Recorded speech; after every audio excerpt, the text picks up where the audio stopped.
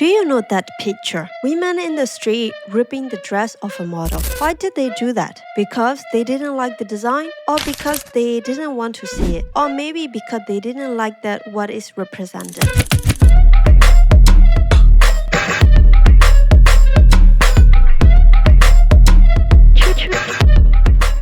That dress was a Dior dress. Well, what is about Dior version of femininity that felt so threatening or so extravagant in post-war Paris? Today, as a Myanmar artist living in Paris and creating paintings with traditional Myanmar fabric, I wanted to understand this history, how clothes, fabric, and beauty can carry both admirations and rebellion.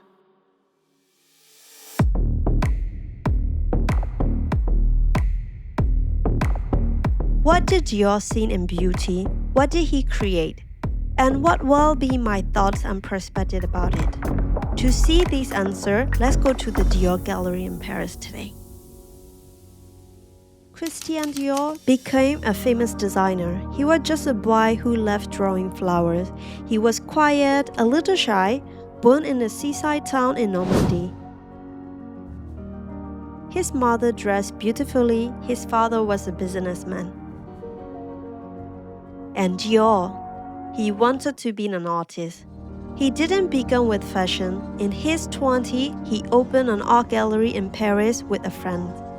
Inside, he showed works by Picasso, Dali, and other surrealists, names that will later echo inside his dresses. All creative work is connected. No wonder, sometimes I feel down to clothing and styling. It's all feel part of the same creative language.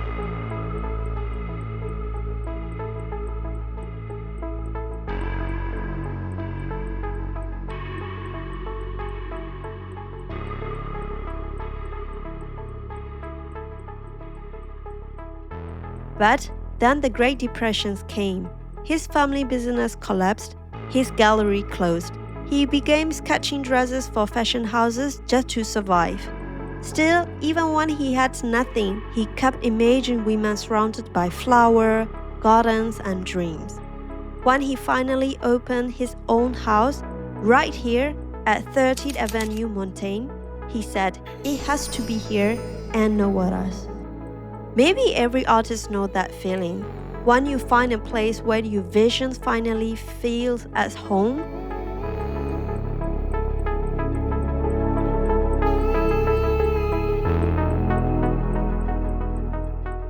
Then, in 1947, after the war, when everything was destroyed and the world was trying to rebuild, he showed his first collection.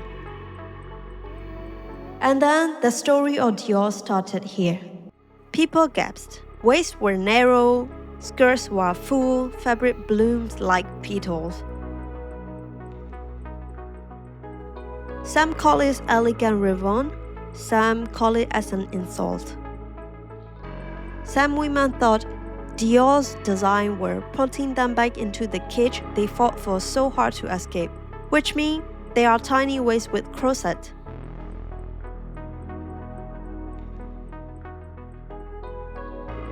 The world had just come out of war, fabrics were still rationed, and here was Dior using meters and meters of silks and tools, saying that women could be soft again.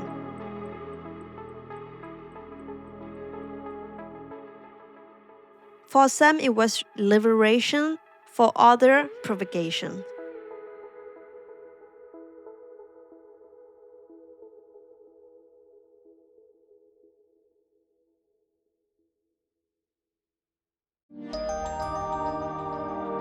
One day, a model walking through the street of Paris wearing Dior dress was attacked. Women ripped her around, shouting that Dior was taking them backward and doing years of sacrifices. That moment, a piece of fabric thrown in the street became a symbol. Because beauty, it seems, can be just as dangerous as power. And I can understand that. It was also a statement of class, of who could afford luxury at a time when most people were still struggling. Though dresses didn't represent every woman, They represent the rich. The same in every era, the rich wear beauty differently. I talk about this in my Worth episode, how Worth created the idea of fashion capital in Paris long before Dior. But after the wars, Paris had lost that reputation a bit. Starting from that time, like Dior time, fashion helped restore it, and that image still carries economic power for France today.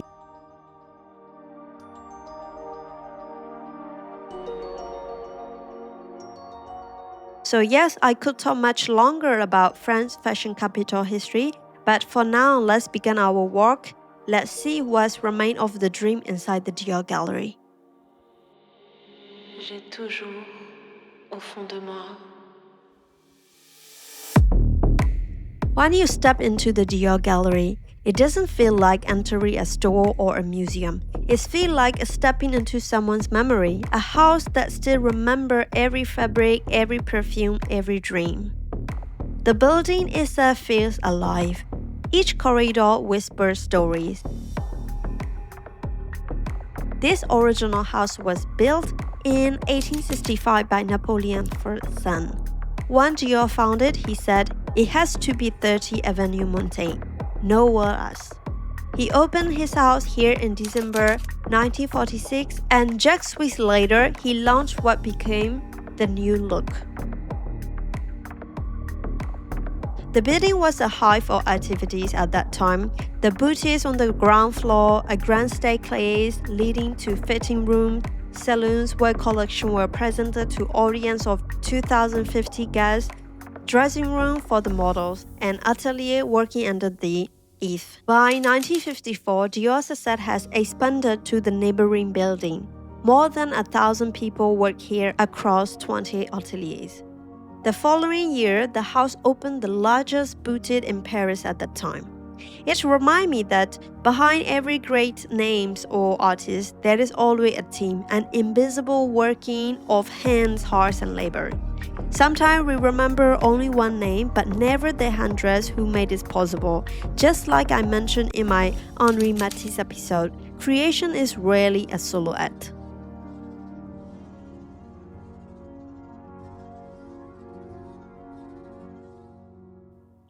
Let's begin our walk through a room that looks almost like a dream garden. Dress shaped like flowers, rose, lily, jasmine, so many flowers floating under soft light. His past left for artist who paints flower is clearly visible here. His flower drawing turned into fabrics and patterns. It reminds me of Myanmar textile, the tamane pattern that women wear every day. Flowers are rooms not for luxury but for life. Maybe after all, we all wrap ourselves in stories. In Myanmar, our patterns tell where we came from. Here, Dior patterns tell what he wished the world could become. Further in, the scent changed, light and sweet. I realized I was standing in front of Miss Dior, a perfume first created in 1947, the same year as his new look. They say Dior made it for his sister Catherine, who survived a Nazi camp and later became a flowers farmer. Suddenly, this story felt different. Behind the sex and glamour, there was resilience, a perfume made for a survivor, not just a socialite. That touched me deeply.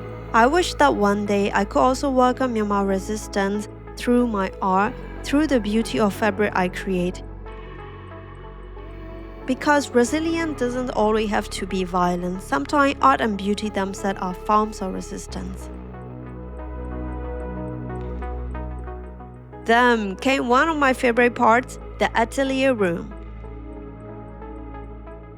I always love seeing other artists' studios. They are creative mess, they are process.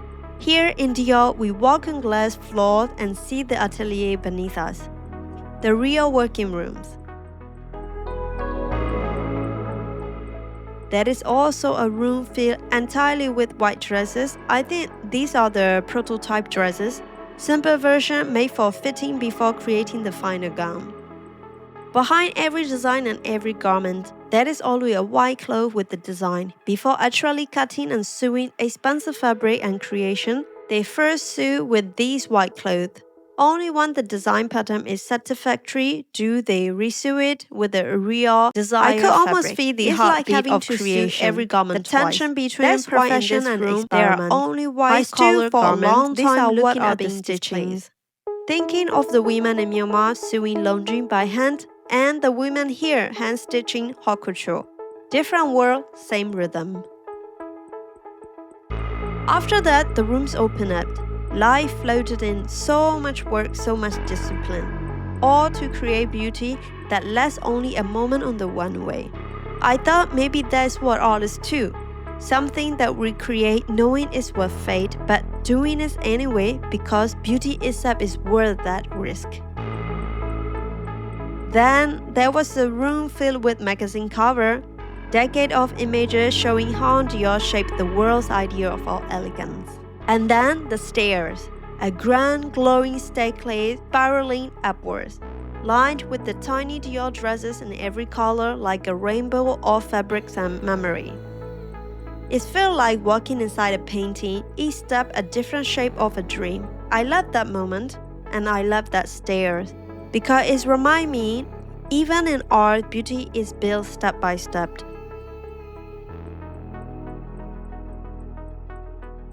At the very top, I saw the reflection of myself in the glass. For a second, I thought, maybe every artist, no matter where we came from, is searching for the same thing, a place where our imaginations can belong. For Dior, it was 30 Avenue Montaigne. For me, maybe it is wherever my fabric and story can meet. Maybe it's Paris. When I left the gallery, Paris was glowing outside. The entry fees for that exhibition at about €16. And I kept thinking about, as I left the gallery, I carry one thought. Maybe beauty isn't an escape from the world. Maybe it is the way of facing it, softly, bravely, and honestly. Because in the end, beauty is not only what we wear, it is what we create when the world falls apart, and we will still choose to make something beautiful. After I left the gallery and while I'm walking in the street of Paris, that is the one question kept cycling in my mind. Why is the world built around women's bodies, women's stories and women's beauty, still led mostly by men?